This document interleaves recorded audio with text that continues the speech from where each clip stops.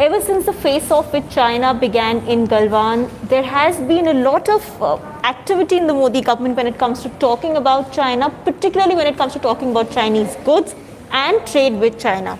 Well, we've seen several ministers. Power Minister has spoken about it. Ramvilas Paswan, who's the Food Supplies Minister, Consumer Affairs Minister, has spoken about it. Nitin Gadkari, however, made another statement which became controversial. So what are all these statements? Why did Nitin Gadkari's statement become controversial? But most importantly, does this government have a coherent blueprint when it comes to trade with China, when it comes to talking and dealing with Chinese goods, is what we will find out with Maushmi Dasgupta.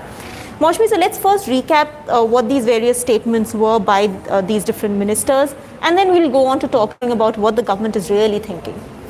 Ruhi, what we have seen since June 15, after the Galwan clashes, the violent Galwan clashes, where 20 Indian soldiers were killed, was that cabinet ministers in the Modi government have been very vocal about how we need to go on matters related to trade and commerce vis-a-vis China. What we have also seen is that ministers are talking in differing voices. Right. The latest was Road Transport and Highways Minister and MSME Minister Nitin Gadkari, who on Sunday said that that he had written to Commerce Minister and the Finance Minister asking them to intervene and expedite release of Chinese shipments stuck at Indian ports. Right. So these Chinese shipments were basically carrying mechanical sprays and their spare parts which are used for pesticide control, and they were imported from China. They were stuck at the ports because the government had said that they are going to examine all the Chinese shipments that are coming in. So Gadkari said that holding the shipment at the port is going to harm our Indian entrepreneurs because Indian companies have already paid for those products. Right. And if they are stuck there, it's the Indian traders who are who will be affected. So there is a need to expedite it. So that statement seemed to be very different from the statements other ministers are making, asking for boycott of Chinese goods. The Power Minister has said China can interfere through malware, so we'll have to review all the Chinese product being used in power generation. Yeah, so a day before that, Power Minister R.K. Singh said that he's going to examine, his ministry is going to examine all products, equipments that are imported from China because there are concerns that that many of these products would have malware.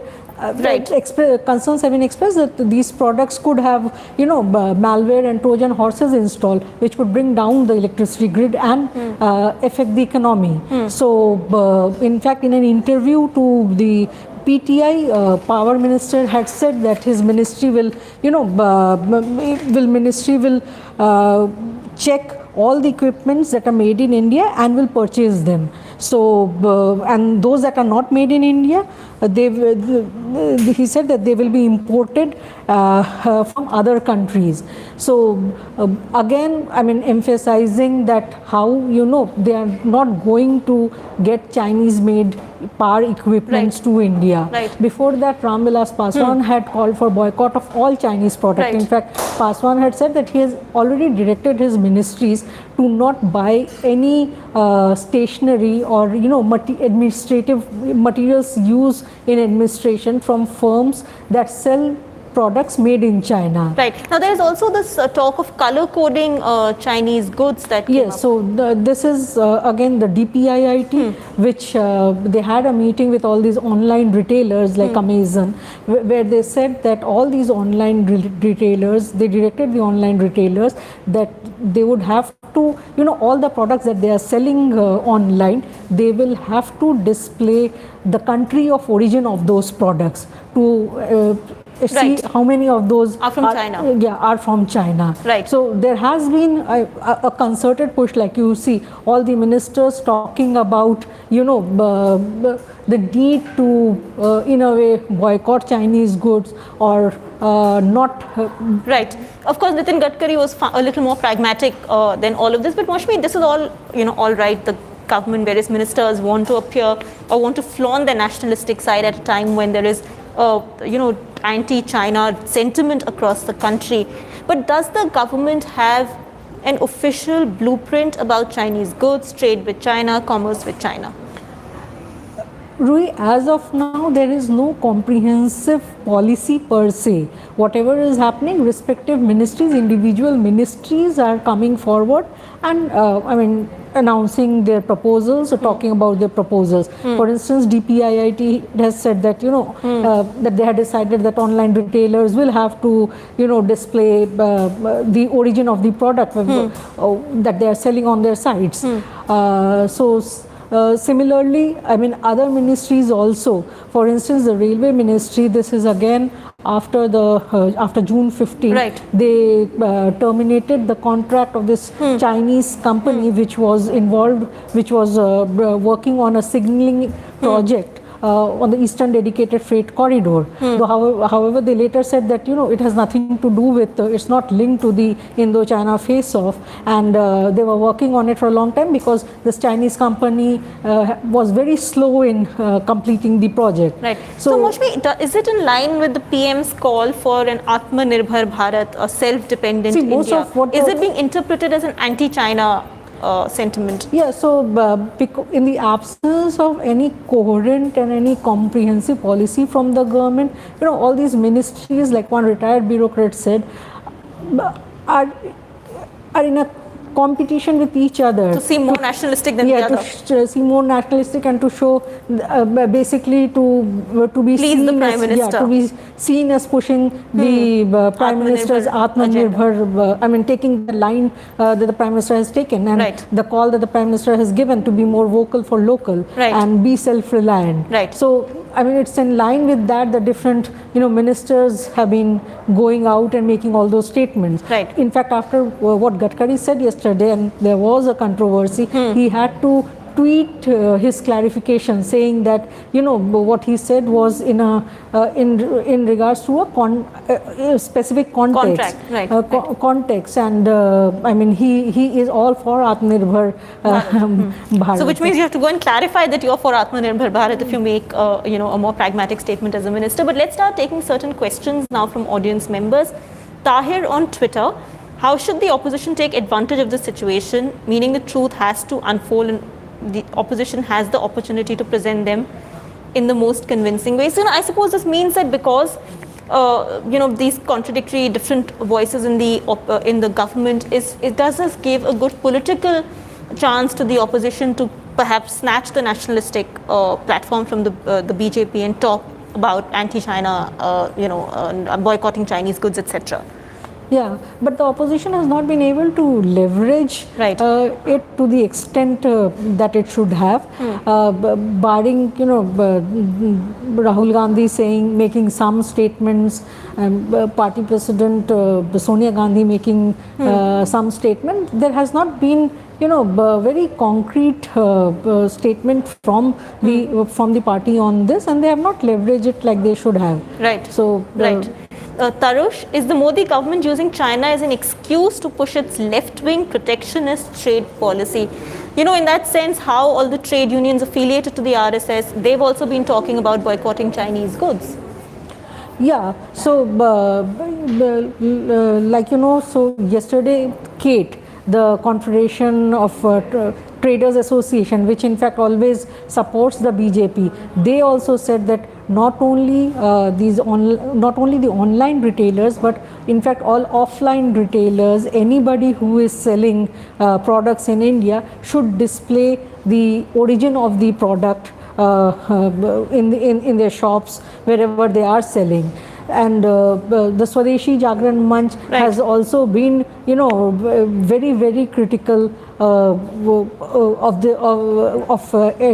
Chinese products and goods, and they have been calling for demanding a boycott of Chinese goods. Right. See, in a way, basically all these organizations related to BJP, Swadeshi Jagran Manch, for instance, has always been anti-China. Right. So it is in line with that now they see an opportunity and they are pushing for a, Right. Actually, this is not contrary to the RSS's own position on Swadeshi. In fact, Mohan Bhagwat, who is a Sarsangchalak, I think in his Dashera Vijayadashmi speech, last year had emphasized greatly on Swadeshi. So I think the fact that what is happening at the LAC is just giving the BJP and RSS, as the viewer pointed out, another chance to push their own Swadeshi agenda, as it were. There is a question from Amit Saha: when are we going to have a proper policy for Make in India so that we don't decouple with China and we don't see any plan from the Modi government? So, this Atmanirbhar is not a new call. The Modi government had spoken about Make in India in its last term as well. Whatever happened to that? See, right now things have happened, but in a very piecemeal, there's a piecemeal approach to it.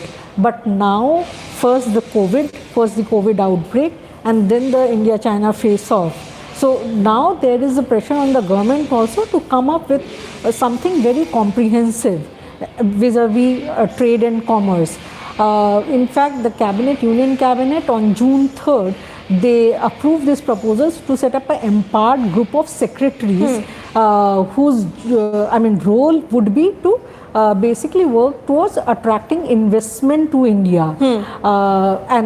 All this has happened in the backdrop of the COVID pandemic, where many of these multinationals which are based out of China were looking for other markets where they can move because of the pandemic, and the government wants to lure these companies, attract these companies to India, and they are now working on a policy to attract investment to India. Right. Sumanto Kakuti: has India failed in information warfare and perception management regarding the conflict with China? Now, I know, as far as the military aspect or the diplomatic aspect goes, that's something we can't really get into at this point. That's something only perhaps Noinima and Snehesh, who cover foreign affairs and defense for us respectively, can talk about. But in terms of just emerging, besides the diplomatic and military aspect, just emerging as having some kind of China policy, has the Modi government has it been struggling because we've not heard anything? We don't seem to have a cohesive policy in place. It's more of a knee-jerk reaction, as in after June 15, in fact, one of the example of this knee-jerk reaction was Swadeshi Jagran Manch, demanding that the Chinese company which had won a financial bid for the RRTS Delhi Meerut RRTS project, that should be cancelled. In fact, the government of India was forced to issue a clarification 2 days later, saying that the bids are being processed and have not been finalized, and while awarding tenders, the government doesn't discriminate between companies. So there has been a kind of knee-jerk reaction by all these RSS affiliates to just boycott and cancel any contracts that have been given to Chinese companies. Right. But some of these contracts, they have been awarded as per law, and you just can't go ahead and cancelling. Yeah. But Maushmi, before we close, just ministers making these statements, these are also political points. They are more than actually administrative issues. They are more catering to a certain political constituency. But is there a thinking within the bureaucracy, because you do interact with a lot of bureaucrats, both serving and retired, about this complete ad hoc nature of these statements and the fact that it may come across, it may show India in a protectionist light, which it should not be at this time? Yeah, there is a apprehension that if government doesn't come up with a blueprint soon, this could give that kind of perception. And but officials in the governments are saying that the government is working on a comprehensive policy. In fact, the empowered group of secretaries that was set up by the cabinet, its mandate is to do that only. Though their main mandate is to ensure investments, attract investment to India. But in the process, they are also going to see, in fact, coordinate with different ministries and see the potential of what all can be, what all investments can they get into the country, and also and how they can become self-reliant also, not dependent on China or one country. Right. Well, there are lots of viewer questions we were unable to take because of paucity of time. Suyash, Ani Gamer, Prateek Sharma, Parak Goyal. It's a horde of questions. Thank you so much for sending them in. We are sorry we didn't quite have the time to take all your questions, but thank you for watching Government Matters. Do keep subscribing to our YouTube channel, like our Facebook page, and follow us on Twitter.